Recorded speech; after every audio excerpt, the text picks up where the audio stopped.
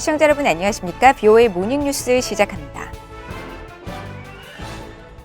미국 국무부가 북한의 제재 완화 요구를 일축하면서 대북 제재 이행 의지를 강조했습니다. 북한과 아무 접촉도 없는 동안은 제재를 계속 이행할 것이라며 북한은 조건 없는 대화 제의에 호응하라고 촉구했습니다. 첫 소식 조상진 기자가 보도합니다. 미국 국무부가 북한의 대화 복귀를 거듭 촉구하면서 그때까지 제재 압박을 풀지 않겠다는 의지를 확인했습니다. 국무부 대변인실 관계자는 3일 북한이 미북 회담 전제 조건으로 일부 품목의 수출입 허용을 요구했다는 한국 국가정보원의 국회 보고에 대한 BOA의 논평 요청에 북한과의 어떤 종류의 관여도 없는 동안 유엔 대북 제재는 계속 유지될 것이고 미국은 국제사회와 함께 제재를 계속 이행할 것이라고 답했습니다. 국무부 관계자는 북한이 한국에 전한 것으로 알려진 제재 완화 요구를 일축하면서 우리는 한반도의 완전한 비핵화 목표를 위해 북한과의 외교에 관여할 준비가 돼 있다는 것을 분명히 해왔다고 밝혔습니다. 또 전제 조건 없이 언제 어디서든 만나자는 우리의 제안은 여전히 유효하다면서 북한이 결국 우리의 제안에 반응을 보이기를 바란다고 강조했습니다. 네드 프라이스 국무부 대변인도 3일 정례 브리핑에서 북한의 대화 제의에 호응할 것을 촉구하면서 공은 북한에 있음을 거듭 분명히 했습니다. As you've heard from Ambassador Sung Kim, anytime, anywhere, without preconditions. It's up to the DPRK to respond positively to that outreach. 앞서 한국 국회 정보위원회 제1야당 국민의힘 간사 하태경 의원은 박지원 한국 국정원장이 3일 국회 정보위원회 현안 보고에서 미국이 대북 경제 제재 일부를 조정하거나 유예해서 북한의 의구심과 불신을 해소해줘야 대화로 유인이 가능할 것이라고 말했다고 밝혔습니다. 특히 박 원장은 북한이 미북 회담 전제 조건으로 미국이 해제하기를 바라는 대북 제재로 광물 수출과 정제유 수입, 생필품 수입 허용 등 3가지라고 말했다고 밝혔습니다. 이에 대해 한국 외교부 당국자는 한미 외교당국 간 협의 과정에서 특정 품목에 대한 제재 면제 논의는 이루어진 바 없다고 선을 그었다고 연합뉴스 등 한국 언론들이 보도했습니다. BOA 뉴스 조상진입니다. 북한이 아프리카 베냉에 동상을 건설 중인 것으로 알려진 것과 관련해 유엔 주재 미국 대표부가 유엔 전문가 패널의 조사를 촉구했습니다. 유엔 안보리 대북제재위원회 전문가 패널은 이 같은 행위가 북한의 핵 미사일 개발 시험에 따라 채택된 안보리의 대북 결의 위반이라는 사실을 분명히 했습니다. 함지하 기자가 보도합니다. 유엔 주재 미국 대표부는 최근 BOA 보도를 통해 드러난 북한의 해외 동상 건립 활동에 대해 우려의 입장을 나타냈습니다. 유엔 주재 미국 대표부 대변인실 관계자는 BOA에 우리는 이들 보도 내용에 대해 우려하고 있고 보도된 모든 유엔 안보리 결의 위반 사항들을 심각하게 받아들인다고 밝혔습니다. 이어 지난 2016년 유엔 안보리는 북한이 불법적인 핵과 탄도미사일 프로그램을 전용할 것을 우려해 이런 종류의 동상 판매를 금지했다고 지적하면서 유엔 북한 전문가 패널이 이런 보도에 나온 배냉 상황을 조사하고 안보리 대북제재위원회가 적절한 대응을 결정하는 데 도움을 줄 것을 권장한다고 강조했습니다. 또 모든 유엔 회원국들에게 북한에 대한 유엔 안보리 결의를 완전히 이행할 의무가 있음을 계속 상기시킨다고 이 관계자는 설명했습니다. 유엔 안보리 대북제재위원회의 전문가 패널도 북한의 배냉 동상 건설과 관련한 BOA 보도에 대해 북한의 활동이 유엔 안보리 대북 결의 위반이라고 확인했습니다. 에릭 펜튼보크 전문가 패널 조정관은 BOA에 전문가 패널의 이전 보고서들의 동상 건립 프로젝트에 여러 사례가 나와 있다면서 특히 만수대 해외 프로젝트 그룹 활동과 이런 활동을 감추기 위해 설립된 여러 위장회사 관련 내용들도 보고서에 명시돼 있다고 지적했습니다.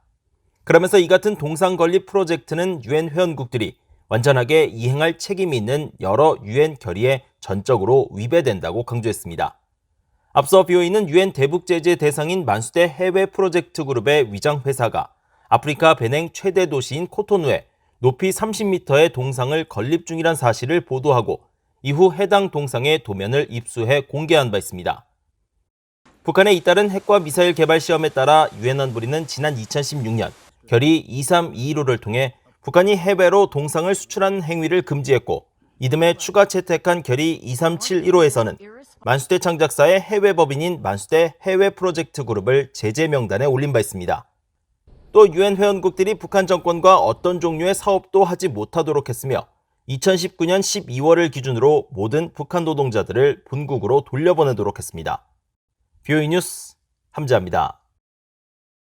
북한인 국제사회가 북한을 핵 보유국으로 인정해줄 것을 바라고 있지만 미국은 절대로 이를 받아들이지 않을 것이라고 시드니 사일러 미국 국가정보국 DNI 북한 정보담당관이 밝혔습니다. 사일러 담당관인 3일 일간지 워싱턴 타임스가 주최한 바이든 행정부의 북핵 대응 전략 관련 화상회의에 참석해 북한을 핵 보유국으로 인정한다면 이는 동맹인 한국을 저버리는 것이고 미국의 핵 비확산 정책을 포기한다는 선언이 될 것이라면서 이같이 밝혔습니다. 그러면서 북한의 비핵화는 필수적이라고 거듭 강조하고 과거 미북 비핵화 협상에서 미국이 관계 개선과 체제 보장 등 수많은 유인책을 제시했지만 북한이 이를 허비해버렸으며 특히 지난 2019년 하노이 2차 미북 정상회담 합의 결렬은 북한이 비핵화 의지가 없음을 보여준 대표적 예라고 평가했습니다. 사일러 담당관은 또 외부의 정보가 북한과 자유를 열망하는 북한 주민들에게 유입될 때 경제적, 정치적인 변화를 요구하는 바람이 체제에 대한 도전으로 달아오르는 시점에 다다를 수 있을 것이라면서 북한 내부로의 정보 유입이 북한 변화의 주요 변수가 될 수 있다고 강조했습니다. 그동안 북한의 미사일 위협에 초점을 두었던 괌 기지의 미사일 방어 태세에 중국 위협을 포함시켜야 한다고 미국의 전직 인도태평양 사령부 고위관리가 밝혔습니다. 김동현 기자가 취재했습니다. 미국 헤리티지 재단이 주최한 화상대담에 참석한 미국 인도태평양 사령부의 작전 기획과장을 지냈던 브렌트 세들러 헤리티지 재단 선임연구원은 기존 괌의 미사일 방어 태세를 중국의 위협에 초점을 맞추도록 재조정할 필요가 있다고 밝혔습니다. 괌은 모든 동아시아 전군의 열점 지역들과 가까이 있어 미군과 우방군의 영내 투사력 관점에서 매우 중요한 요충지라면서 그동안 대북 미사일 위협에만 초점을 뒀던 괌의 미사일 방어 태세를 개선할 필요가 있다는 겁니다.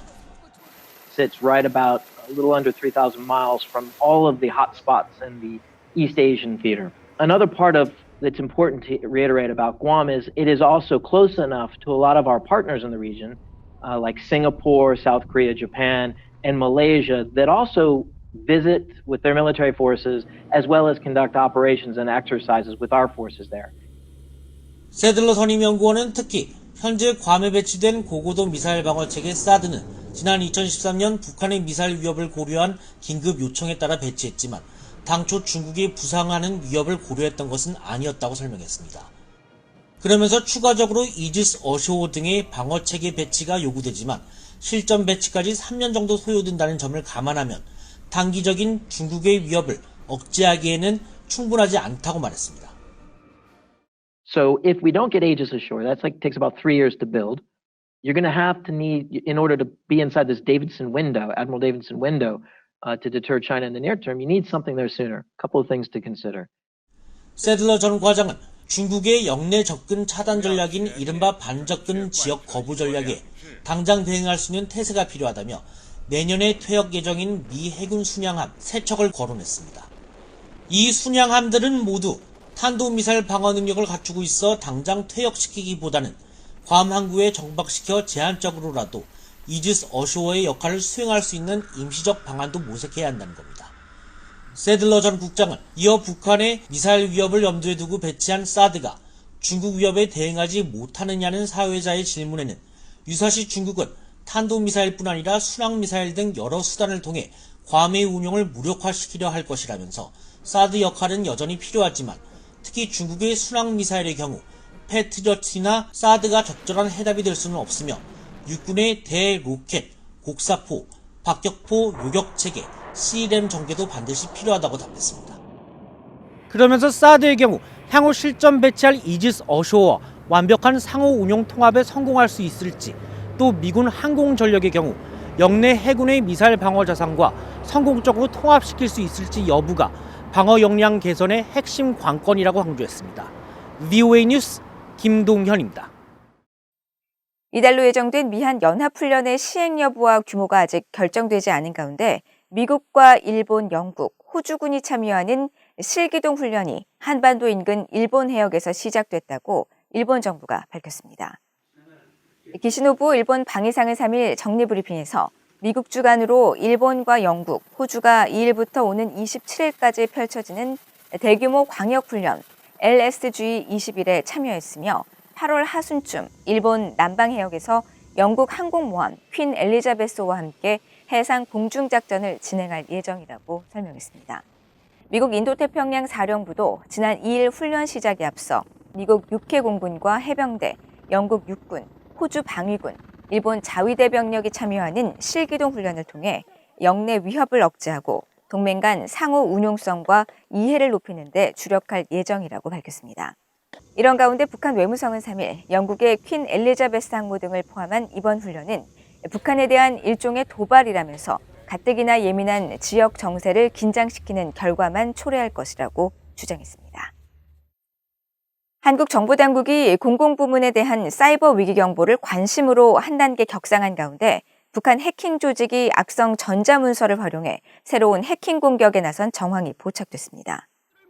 한국의 사이버 보안 업체인 이스트 시큐리티는 3일 보고서를 통해 북한 정권의 후원을 받는 것으로 알려진 해킹 조직 탈륨이 최근 PDF 전자문서 양식의 취약점을 노린 해킹 공격을 감행한 것으로 파악됐다고 밝혔습니다. 보고서는 또 새롭게 발견된 PDF 파일 취약점 공격이 지난 5월부터 현재까지 한국의 외교, 안보, 국방, 통일 분야 전현직 종사자 등을 대상으로 광범위하게 사용됐으며 이들이 주로 워드 문서의 매크로 기능을 악용한 감염 기법을 사용하다가 최근 PDF의 취약점을 이용한 방식으로 변화를 시도한 것으로 파악된다고 설명했습니다.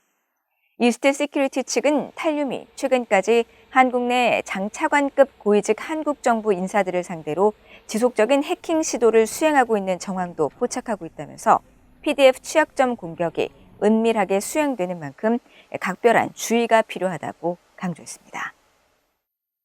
이상으로 BOA 모닝뉴스를 모두 마칩니다. 시청해주신 여러분 고맙습니다.